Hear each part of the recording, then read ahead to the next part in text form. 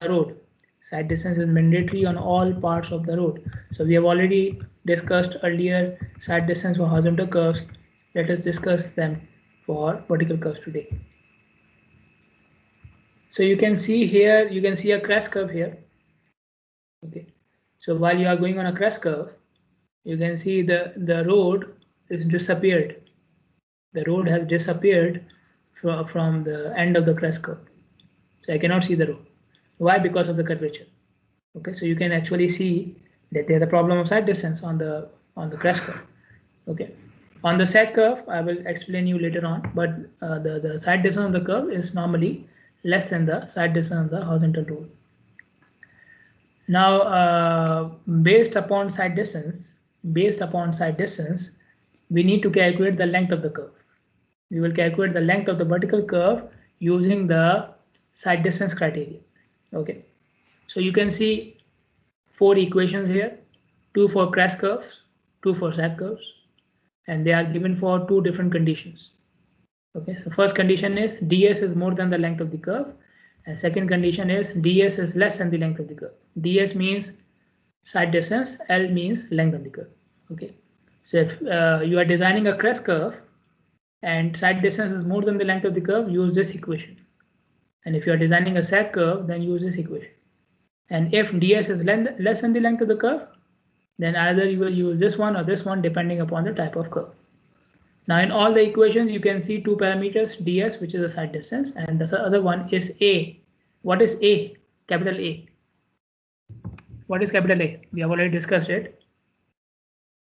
So can someone tell me what is capital A? And please. G2 minus G1. G2 minus G1, absolute. Yes. Absolute value of G2 minus G1. You're absolutely correct.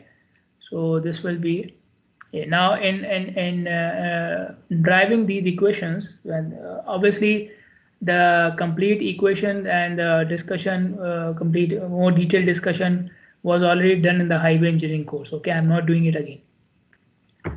So just to tell you that in driving these equations, some constants are being taken.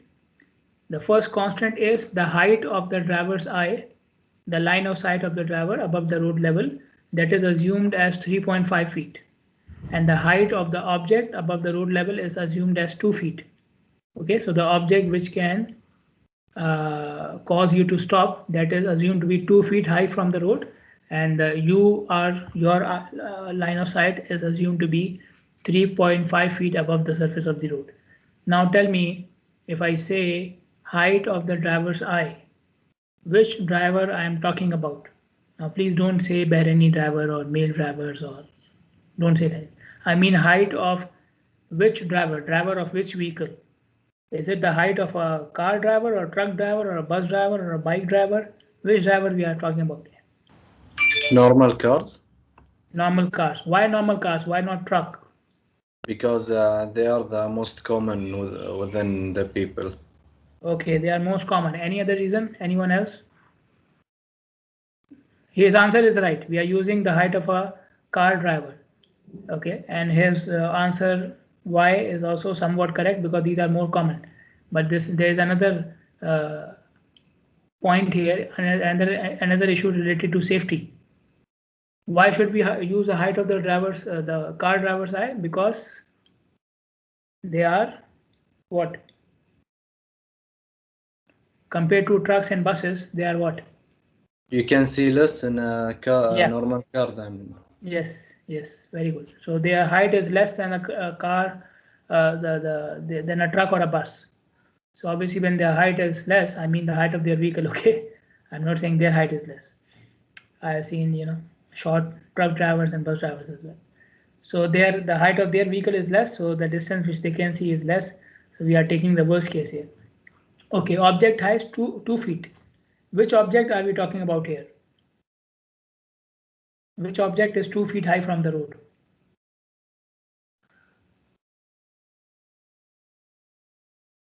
The trucks? Trucks are only 2 feet high from the road.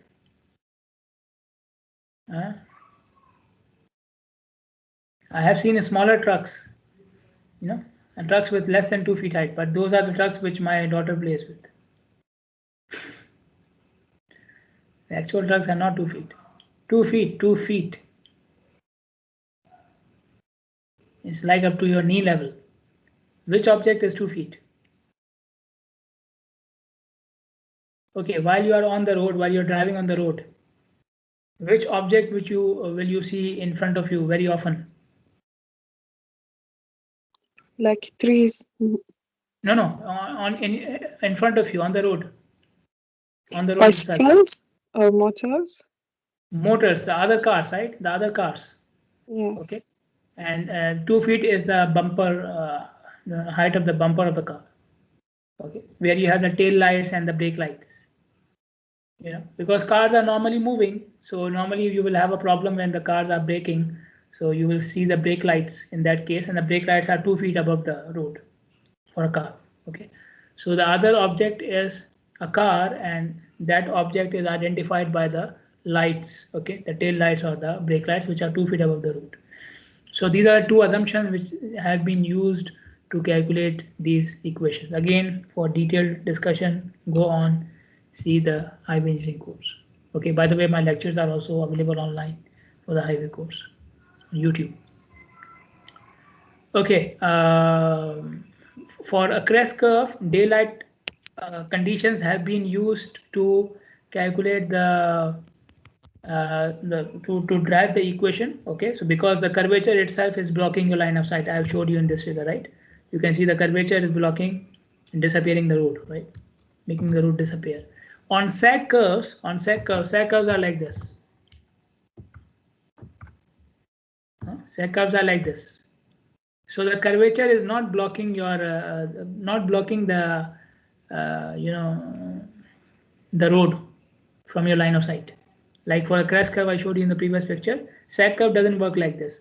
On sag curve, basically the problem will be if you are traveling during night time. So when you are traveling during night time, you will depend upon your headlight or headlamp, as they are calling it. Headlight or headlamp means the same thing.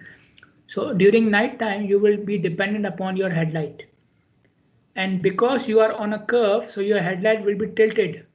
It will not show you in a straight line like this. Okay, it will show you in a line, a tilted line like this. Okay, so your sight distance is restricted on a sag curve during night time because of the tilting of your headlight. Okay, so the equation for the sag curves, or the two equations for the sag curves, are derived using the tilted headlight for the night time. Okay, so these are some considerations which you should know if you are going to use the equations. Let us use them. Okay, in this example, we have to find out the minimum length of vertical curve to connect plus 5% with plus 2% gradient. Design speed 60 miles per hour. Okay, and the AASHTO recommended perception reaction time can be used 2.5 seconds, which is for normal highway stopping. Okay, the normal highway stopping conditions, reaction time 2.5 seconds. Okay, so for calculating the length of the curve, I have these two equations. I have these two sides of the table. First of all, I must decide which curve do I have. Do I have a crest curve or a sag curve? Tell me. Which curve do I have? Do I have a crest curve or a sag curve? G1 plus 5%, G2 plus 2%. Crest curve. Sag. It's a, sorry, say again. Sag. Sag. Sag. Crest curve. Sag Crest curve. curve. What?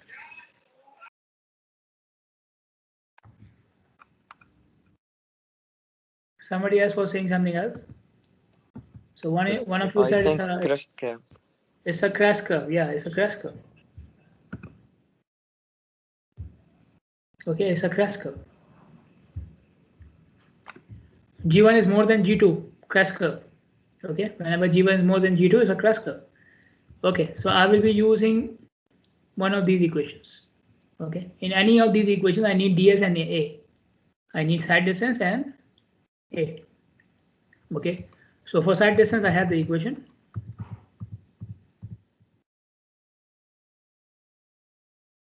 This is the equation for side distance, the last one. Speed given as 60.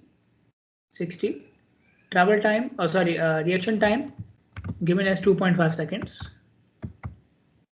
Okay, so this is 60. This is 2.5. I'm using the same coefficient of friction. Okay, no problem. What about G? They have given me two gradients, plus 2%, plus 5%. Okay. Your book says, okay, let me tell you. So we should use a value which gives me a higher value of ds, right? I should use a value of G which gives me a higher value of side distance, right? So if the denominator, G is in the denominator, right? So if you use 2% as G, you will get a higher value of ds. Simple. Denominator, put a lower value of gradient, so you get a higher final value, right? So in your book, they put 2% here and they calculate the value. Okay, but this is not, and this is according to this book, this is also correct. So if somebody does it afterwards, I will not blame him. Okay, because it is being recommended by someone. So in your book, they are saying whatever gradients are given to you, okay, from them, pick the lowest gradient and put it in the equation. Whatever gradients are given to you, for us, they gave me +5, +2. So the lowest one is +2. I'll put it in the equation and calculate the value. Okay, this is also correct according to this book, and I don't blame you if you do like this. Okay, but we did something different in the highway course, which I think is more logical and more. It will be safer for the design of the route, and I will do the same thing. You do the same thing. So, for example, if this is your vertical curve. Okay, imagine that I made it in 3D. Okay, so this lane, now on this lane, if you are traveling 2% upward, what about the other lane? What about this driver? He is driving 2% downward. Okay, so if one direction has 2% upward, the other direction has 2% downward as well. So if one direction has 5% upward, the other direction has 5% downward. Okay, so between the two directions of the road, both plus and minus gradients exist. If I give you a plus gradient, I'm only giving you the gradient of one direction of the road. The other direction, will have a minus gradient. Okay, so you don't have to decide between +2 and +5. You actually have 4 possible values: +2 -2 and +5 -5. Okay, so you have two with each gradient, both plus and minus are possible. Okay, now which value should I put here? Again, the least number. The least number is -5. The least number is -5. Okay, +2 obviously high, +5 even higher, -2 low, but +5 is even lower than -2 as well. Sorry, -5 is even lower than -2 as well. So I will put -5 here. Okay, if you don't believe me, go ahead, put all the 4 numbers. -5% will give you the highest value of ds. Our goal is to get the highest value of ds. Okay, so put G as -0.05. Gradient will be -0.05. It was given as 0.05 plus. I'm taking it for the opposite direction, which will have -0.05 to get the maximum value of ds. Give me the maximum value of ds. Give me the value of ds, sorry. Put it as -0.05. 623.18. Okay, 623.18. Okay, fine. So 623. Okay, now I have two conditions here. Okay, either ds can be less than L or ds can be more than L. This one or this one. Okay, let me try this one. Okay, so ds is this one. You already calculated, and I need A. So A is the difference of G2 minus G1. G2 minus G1. G2 is 2. G1 is 5. 2 minus 5 minus 3. And then you are taking the absolute. So it will be 3. So A is 3. Okay, G2 is 2 G1 is 5, G2 minus G1 minus 3, and then you take the absolute 3. Give me L using the first equation.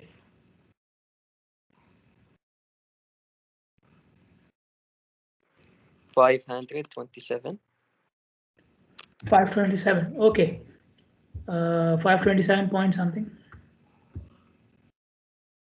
0.02. Okay. 0.0. Okay, fine. 0.03 feet. Okay, when you use this equation, the condition was ds should be more than L. ds should be more than L. Is it? Yes. ds is more than L. Okay, so we stop here. This is my final value. But let's say instead of getting 527, you got 627. Let's say, just as an example, if you got 627, then are you fulfilling this condition? No. Then you will move on to recalculate the length using this equation. Okay, so you use any of these equations and see if you are meeting the condition. If you are not meeting the condition, recalculate L using the other equation. Okay, some of you who were taking highway with me last semester, they were complaining in the exam that both conditions are not coming true. And this is not possible. One of them has to be true. One of them has to be true. Okay, so if both conditions are not coming true, that means you are making a mistake. Check your calculations. Okay, so this was how you calculate the length using these equations. Now we move on to the cross section of the road, the cross sectional elements of the road. So cross section is when you cut the road at 90 degrees along the length, perpendicular to the length, 90 degree from the length of the road, from one edge of the road to the other edge, like you see here in this picture. Okay, so you cut the cross section from one edge of the road to the other edge of the road, 90 degree from the length. So you will see the width and the height of elements. And these cross-sectional elements include travel lanes, shoulders, side slope, curves, median and median barriers, guardrails, and drainage channels. Okay, travel lanes for the travel of the vehicles, shoulders for stopping, side slope for stability, curves for pedestrians. Okay, for sides of the road, protecting the sides of the road, medians for the dividing the directions. You have median barriers on the median, guardrails, which are the barriers on the side of the road. Then you have drainage channels for drainage.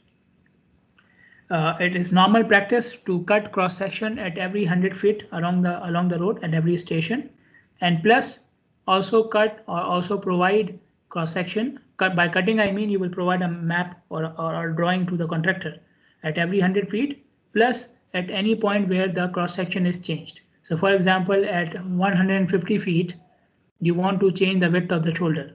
Then at 150 feet, make an extra cross section of the road. Draw an extra cross section of the road so that the contractor knows exactly at which point the shoulder is changing the width. Okay. Now we'll discuss each of the elements, starting with the travel lanes. So travel lanes are also called as a pavement. Pavement is generally the word used for the surface and the structure of the road. Okay, the surface and whatever is below the surface of the road, we call it combinedly as a pavement. Okay, so normally travel lanes are paved.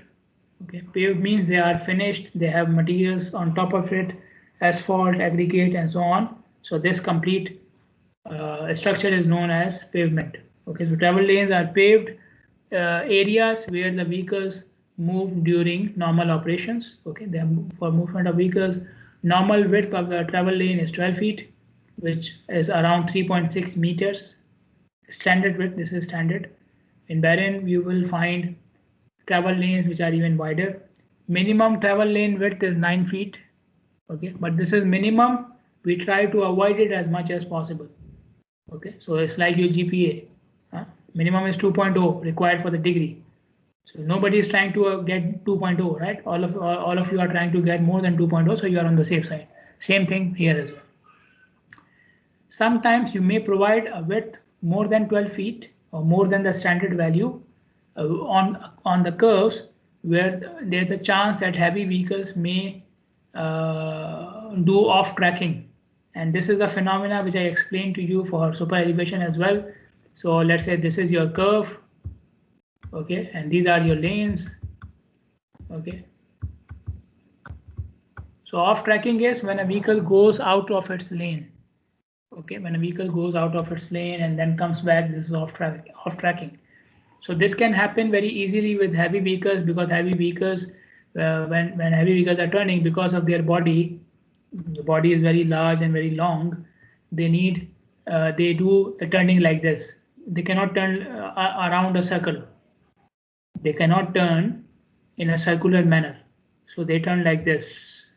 They go to the extreme and then they come back to their own lane to make the turn. So the rear body is, dragging with them, because the full body cannot make a circular motion. So they go like this. Okay, so now you can see here they need some extra space here. So if you're providing a 12-foot lane, then they will, for accommodating their turn, they will encroach the other lane. They will go into the other lane. So to avoid that, we provide extra lane width here. So even if then they need extra space, they are still within their own lane. Okay, so this is known as off tracking, when somebody goes off the lane, comes back. And to avoid that, on curves for heavy vehicles, you can provide more lane widths. Okay, what happens when you decrease the lane width? Decrease in lane width reduces the flow and the capacity of the road. When you decrease the lane width, the flow and the capacity of the road decreases, because with less width, drivers tend to go slowly. With narrow lanes, drivers tend to go slowly. So because the drivers are going slow, the flow will be less and the capacity will be less. 9-foot lanes, they are, as I said, minimum given for exceptional cases. What exceptional cases are these? When you are designing for low volume and low speed rural roads or residential areas, basically local streets. Okay, when you're designing for local streets in residential areas or rural areas, so these streets have low volume, low speed, you can design them with 9-foot lanes. Okay. Normally, if you have a chance, if you have enough space, even for low speed facilities, we should go for 10-foot lane width. Try to go for 10-foot lane width. Travel lanes have cross slope. Okay, they have slopes on both sides. Okay, across the cross section, and these slopes are for drainage and also for super elevation. So we already discussed super elevation, right? This was the cross section slope of the road from the curves. And for normal conditions, even without the curve, the travel lanes are sloped towards the edge of the road for drainage, and you can see it here. So the normal travel lanes are sloped like this. Okay.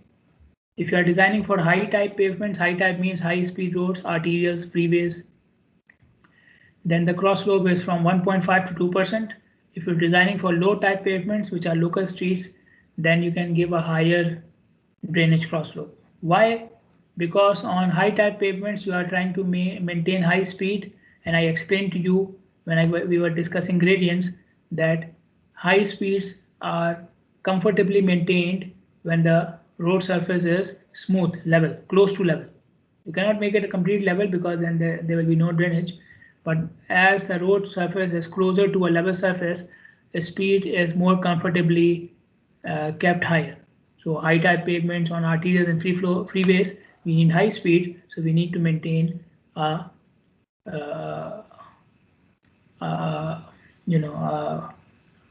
smoother slope. Okay, a slope which is smaller. Okay. Normally, pavements are sloped on both sides, because this is better for drainage. If a pavement is sloped on both sides of the road, both sides from the center line, you can see it here. They are going downward from the center of the road on both sides. So it is better for drainage. And then you need drainage channels on both sides of the road, right? So this side should have drainage channels or pipes or culverts, and this side should also have, because water is coming on both edges of the road. In some cases, you have the rainfall is very low and the edge of the road is made up of soil or some natural ground which is capable of absorbing that water. Then in that case, you may not provide a drainage channel. If you feel the rainfall is very low and the soil or the ground beside the road is capable of absorbing that much water, you may provide it without the drainage channel as well. If you have more than one lane in each direction, then the cross slope should increase by 0.5% from the inside lane to the outside lane. When you go from, so this one has 1.5%, the next one will have 2%, the next one will have 2.5%, and so on. Okay, so there should be a difference of 0.5% cross slope, which is very minimal for the driver. He will not feel it, but for drainage, it will make it faster. Okay, so the inside lane is normally where the driver is going at high speed, so we are making it more comfortable. But the outside lanes where the speed is normally lower, we provide more cross slope, so at least the drainage is faster. Okay, now this, providing a difference of 0.5% is not applicable where you are providing super elevation. Because I told you earlier when you were discussing super elevation, when you attain full super elevation, all lanes of the road are having the same slope and the same direction. Okay, so for super elevated cross sections, which is around the curve, all the lanes will have the same slope and the same direction, because that is for safety of the vehicles. Okay, so in that case, what would you do? So for example, the super elevation is like this.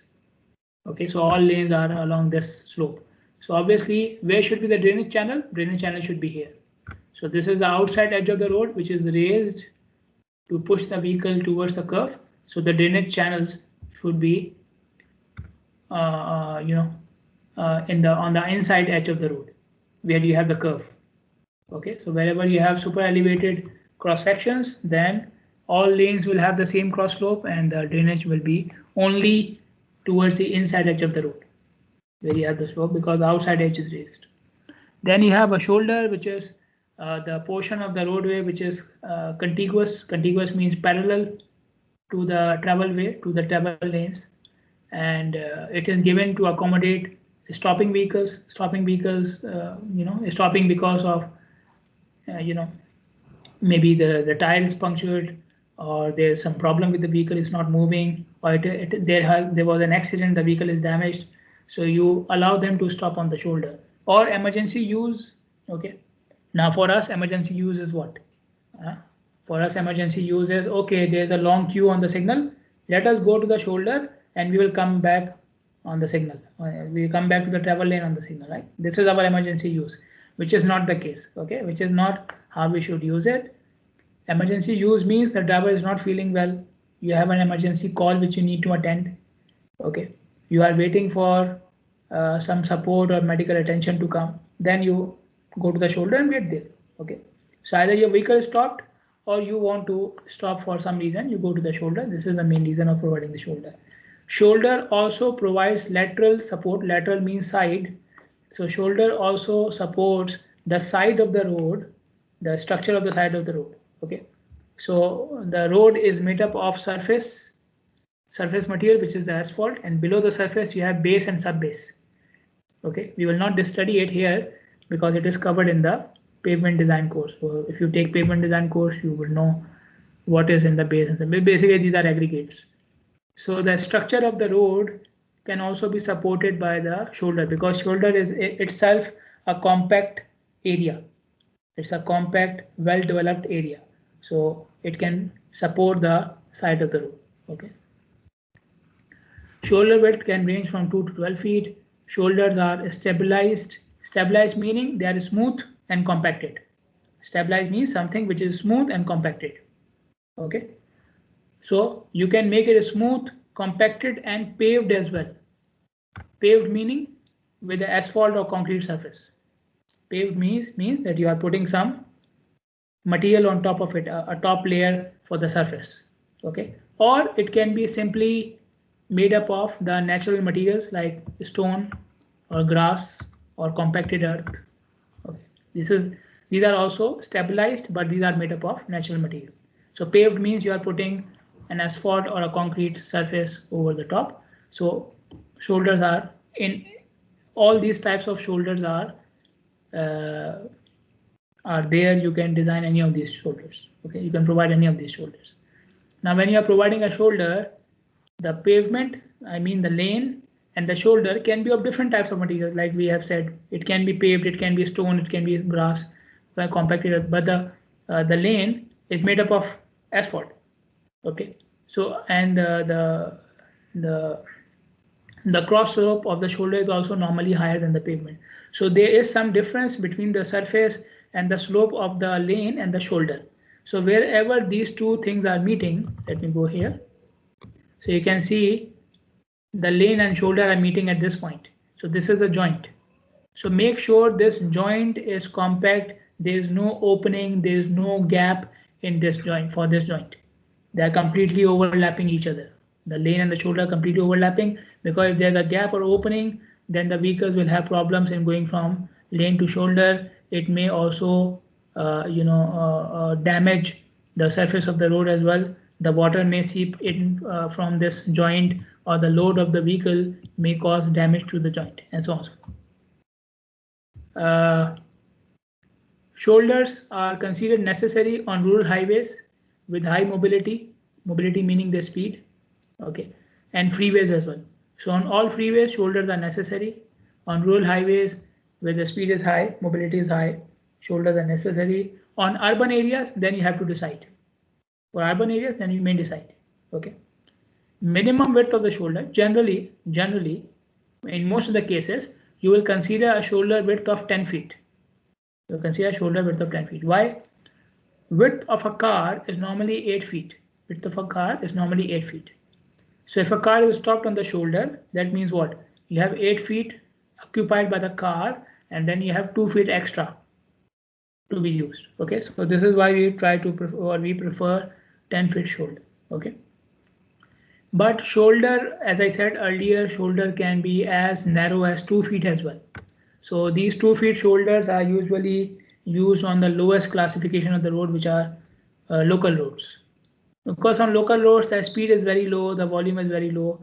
You must have seen in residential areas, it is very common. People park their cars, right in front of the gate on the road. So they're actually occupying the whole lane there. But it does not cause any congestion. It does not cause, alhamdulillah, any accidents as well, because the speed and the volume is very low. So even with one lane occupied, people can still move around the car very easily. Okay. So less shoulder widths can also work for narrow roads.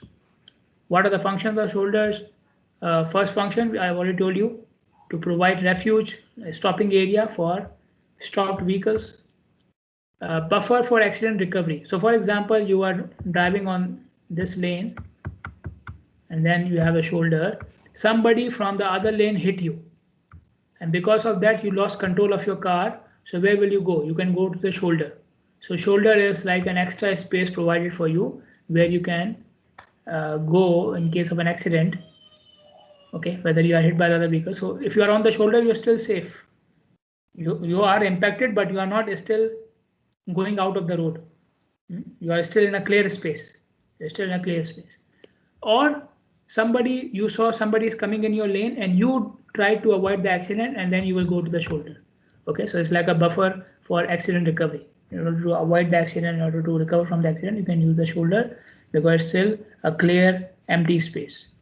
It gives driver more ease and confidence, because again, when you see empty space beside your lane, empty clear space, stabilized soil beside your lane, you feel more confident and more convenient, and you drive at faster speed and so on and so forth. It helps you with the sight distance as well. So I told you sight distance is critical for the inside lane of the road, right? So let's say this is a shoulder, and then you have the inside lane of the road. Okay, so any roadside object, so sight distance for the inside lane of the road depends upon the roadside object, right? So if you have a shoulder, then shoulder is providing you extra clear space. So this extra clear space on the side of the lane will add to your sight distance. There's no object here, so that means because of the shoulder, now you can see more. If there was no shoulder, maybe there was an object here, then your sight distance will be limited by the object. Because of the shoulder, it is completely empty, and the object is far from the lane. Okay, so it improves the sight distance. Shoulder can add to the capacity and operations of the highways. If you provide shoulder, then you will have more capacity of the road. How? We will discuss it later on when we go for capacity calculations. Shoulder also provides extra space for maintenance and maintenance operation and equipment. So you want to do some maintenance on the road. Okay, so you want to block one lane. You must have seen it on many highways in Bahrain in the last couple of years that they blocked the lane and the shoulder was allowed as a lane. Shoulder was open as a lane, normal lane. Okay, or they were doing maintenance and their equipment and their vehicles were, stopped on the shoulder. So it's like an extra space. Areas where you have a snowfall, regular snowfall, shoulders can help you you can use the shoulders for scraping the snow off the surface and storing it on the shoulder, because somebody will come to collect it maybe after 1 day or 2 days. So you remove the snow from the road and put it on the shoulder. It provides lateral clearance from the roadside objects. Okay, if you want to put a signboard, if you want to put a guardrail, if you want to put a light pole on the side of the road, then you will put it outside the shoulder, right? After the shoulder. So the shoulder is providing you extra clearance space between your vehicle in the lane and the roadside object. So it will become safer.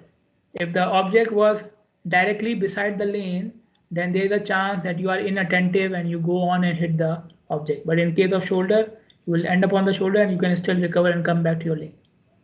Shoulder, because of its stabilized surface and because of higher cross slope, provides faster drainage across its surface. And as I told you, it also acts as a support for the structure of the road because it's a stabilized structure itself. And the cross slope of the shoulder, okay, depending upon the type of surface, bituminous, you will have a lower cross slope.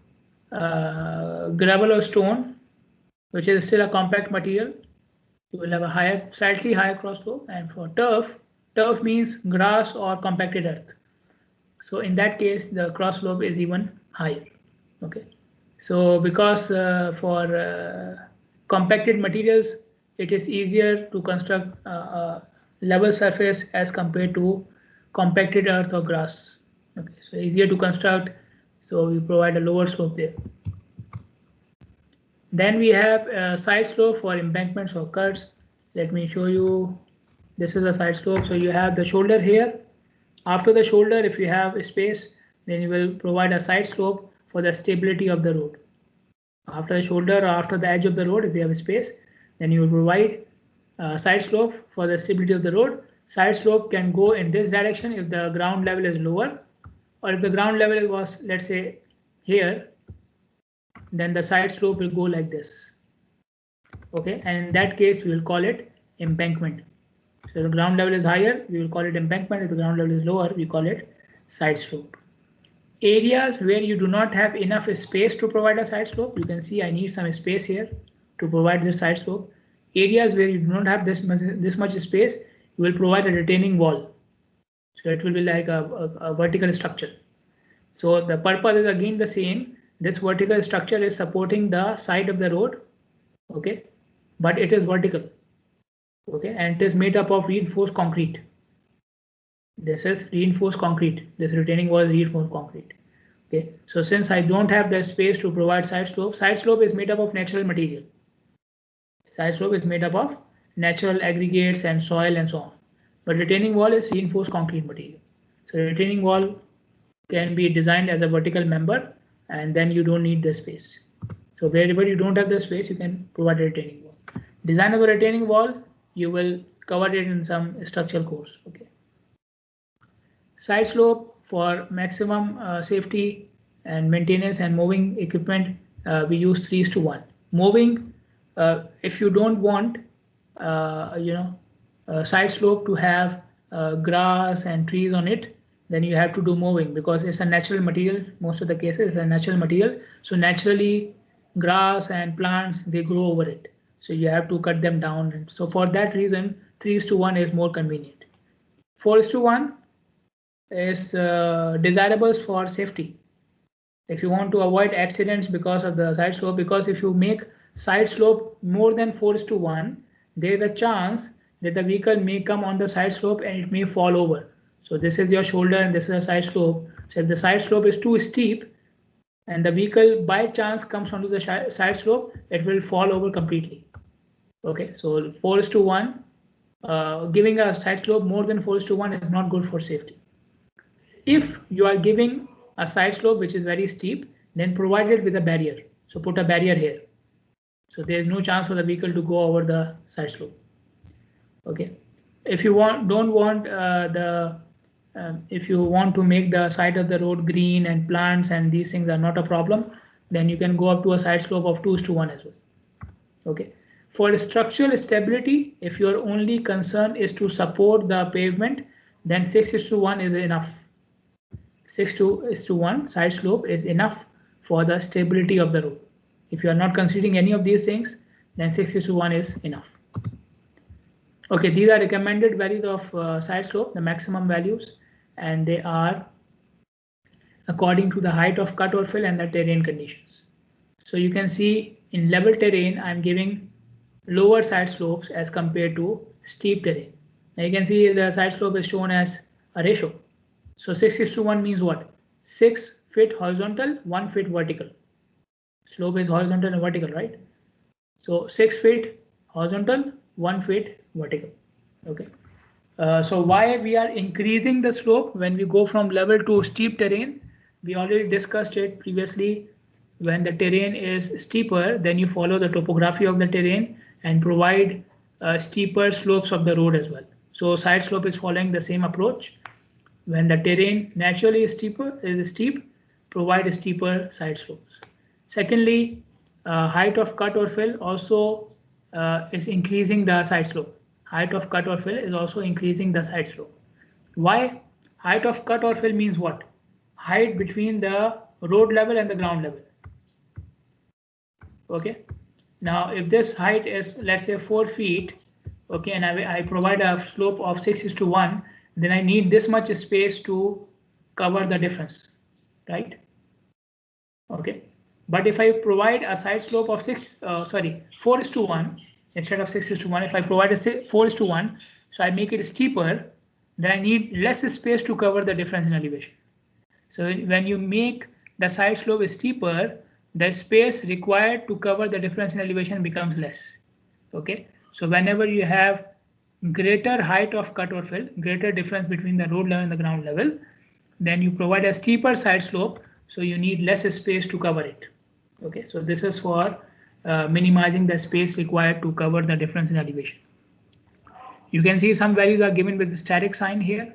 The static means these side slopes should not be provided if there is a chance of soil erosion.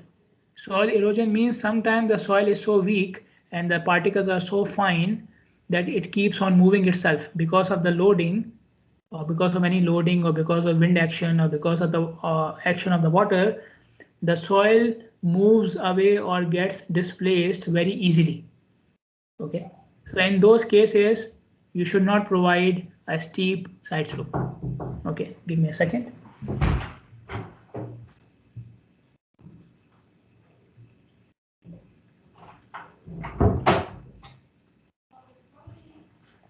Okay, so the static signs should not be provided where there is a chance of soil erosion.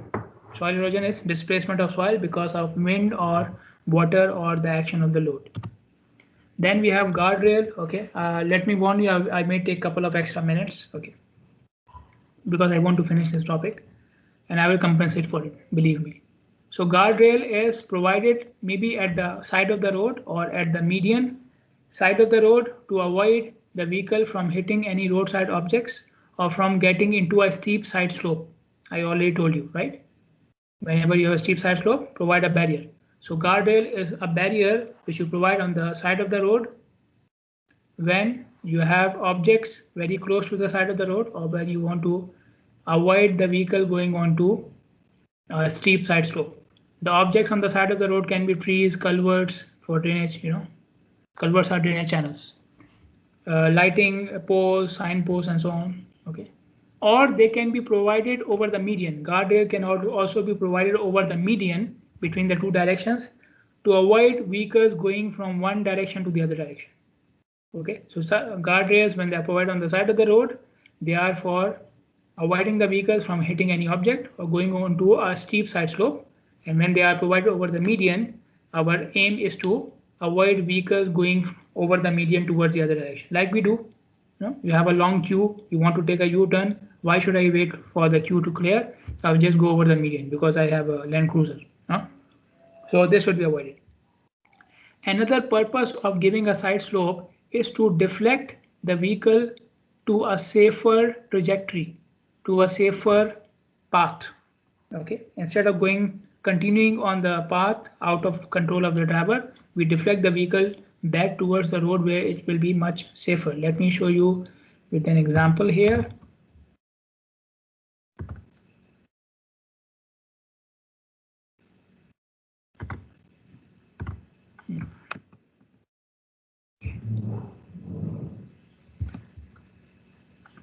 So I have a video here.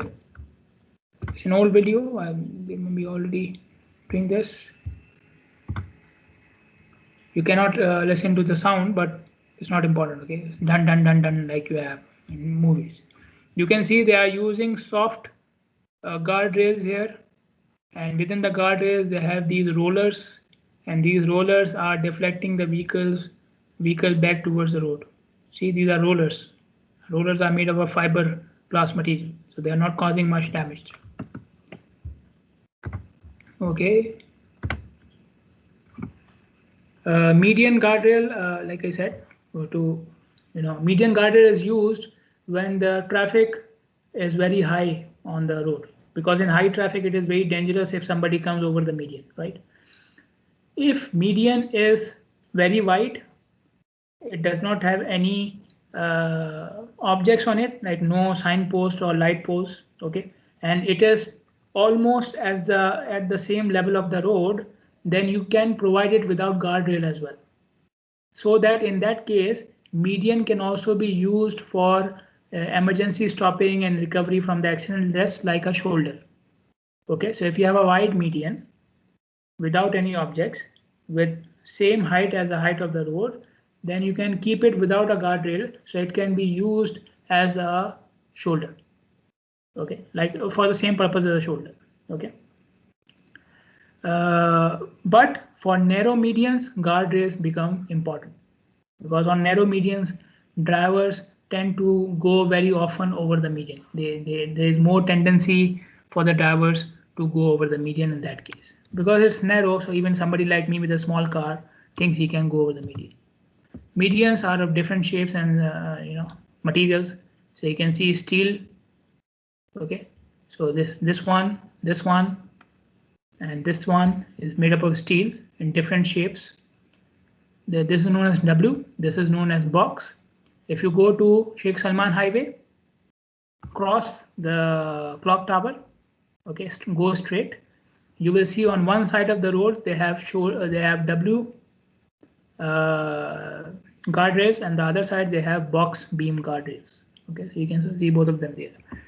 Then on concrete barriers can be seen on all bridges. All bridges in Bahrain have concrete barriers.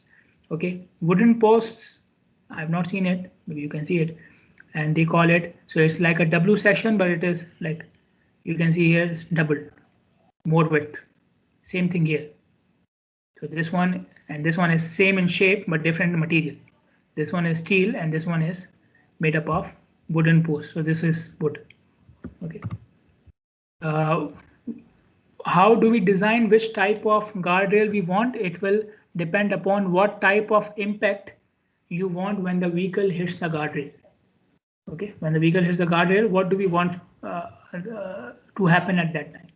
For example, if you're providing a box beam guardrail, which is made up of steel, then when the vehicle hits the box beam will bend. Because it's made up of steel, it has the flexibility to bend, and it may bend up to 10 to 12 feet as well. So when it is bending, there's a chance that the vehicle is moving forward. Obviously, the vehicle is not stopped, that's why the guard is bending. So with box beam, there's less damage to the vehicle, but there's a chance that the vehicle will go out of the road, maybe 10 to 12 feet before it will stop. But the maintenance is very easy for the guardrail.